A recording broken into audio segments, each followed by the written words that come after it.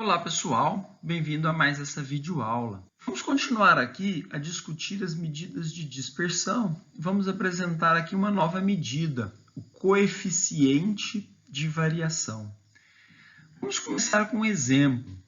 Imagina aqui um grupo de alunos, 100 alunos, que participou de uma pesquisa em que mediu-se o peso e a altura deles. O peso médio obtido foi de 65,2 quilos e o desvio padrão desse peso médio foi de 3,2 quilos. A estatura média foi de 162,2 centímetros e o desvio padrão dessa estatura foi de 5,8 centímetros. O que a questão está pedindo é apresentar qual das variáveis, peso ou estatura, que apresenta maior dispersão. Olha, aprendemos que o cálculo da dispersão pode ser feito pelo desvio padrão. Dessa forma, poderíamos imaginar que a maior dispersão está na variável que tem maior desvio padrão. Aqui, o desvio padrão da estatura é de 5,8 centímetros. O desvio padrão do peso é de 3,2 quilos. Olha, mas não é preciso pensar muito e perceber que não se pode comparar esses dois desvios padrões, porque esses dois desvios estão relacionados a variáveis muito diferentes. A primeira variável é em quilo, a segunda variável é em centímetro. Então, não é possível a gente fazer essa comparação dos desvios padrões. É nesse sentido que a gente precisa de um cálculo que permita fazer essas comparações. Esse cálculo é o coeficiente de variação. O coeficiente de variação, muitas das vezes também denominado de coeficiente de variação de Pearson ou coeficiente de dispersão, é um cálculo que indica o tamanho do desvio padrão em relação à média. Ora, se a gente está calculando o desvio padrão em relação à média, nós temos aqui um cálculo relativo, um resultado relativo, o que nos permite fazer comparações. Então, o cálculo do coeficiente de variação de Pearson usa o desvio padrão dividido pela média. Seja aqui no caso de uma amostra, seja aqui no caso de uma população.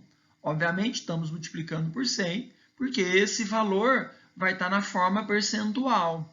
Por isso que o coeficiente de variação é um resultado relativo. E por ser um resultado relativo, pode ser comparável.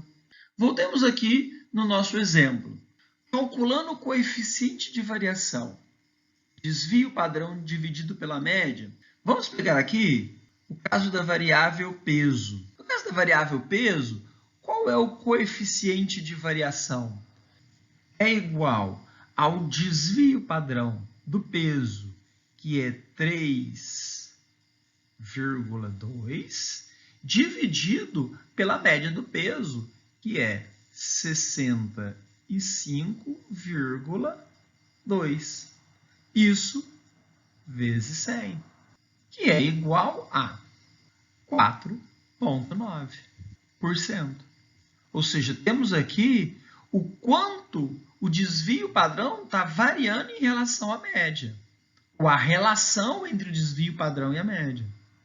No caso da estatura, o coeficiente de variação é igual ao desvio padrão, 5,8, dividido por 162,2, que é a média da estatura, vezes 100, que é igual a 3,6%. Ora, temos claramente aqui, então, que o coeficiente de variação da estatura é menor do que o coeficiente de variação do peso. Dessa forma, respondendo a pergunta aqui, qual a variável que apresenta maior dispersão? é a variável que apresenta maior coeficiente de variação.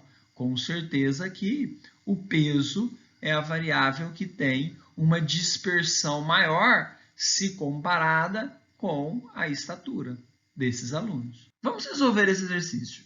Nesse exercício, nós temos uma população que é formada por 4 elementos. São esses os elementos, 4, 5, 5 e 8. E ele pede o coeficiente de variação. Ora, sabemos que o coeficiente de variação é o valor do desvio padrão dividido pela população. Veja que eu estou utilizando como símbolo o sigma e o mi. Por quê? Porque nós temos aqui uma população. Se fosse uma amostra, os símbolos utilizados seriam diferentes. Os cálculos também seriam diferentes do desvio padrão. Ora, calculando aqui o desvio padrão desses dados, se você não lembra como calcula o desvio padrão desses dados, dê uma olhada na aula anterior, nós temos que o desvio padrão é igual a 1,5 e a média é igual a 5,5. Esse é o resultado do coeficiente de variação desse conjunto de dados aqui que nós temos, 4, 5, 5 e 8. Não temos esses dados aqui no rol das nossas opções. Vamos proceder da seguinte maneira. Nós vamos multiplicar o numerador por 2 e multiplicar o denominador por 2 também. Nós temos assim 1,5 vezes 2, 3. 5,5 vezes 2, 11.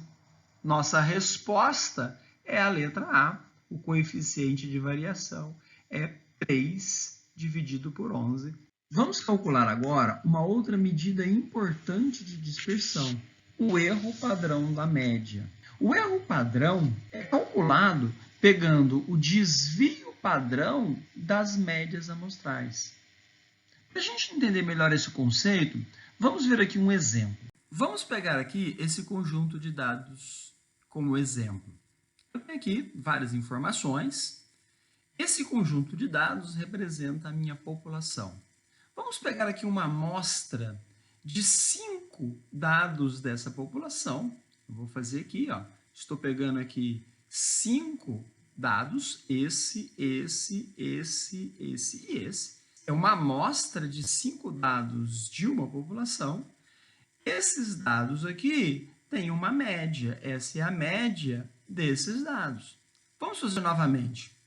Peguei agora um outro conjunto de amostra, novamente de 5 dados. 1, 2, 3, 4, 5. A média agora foi um pouco diferente. Vou fazer novamente.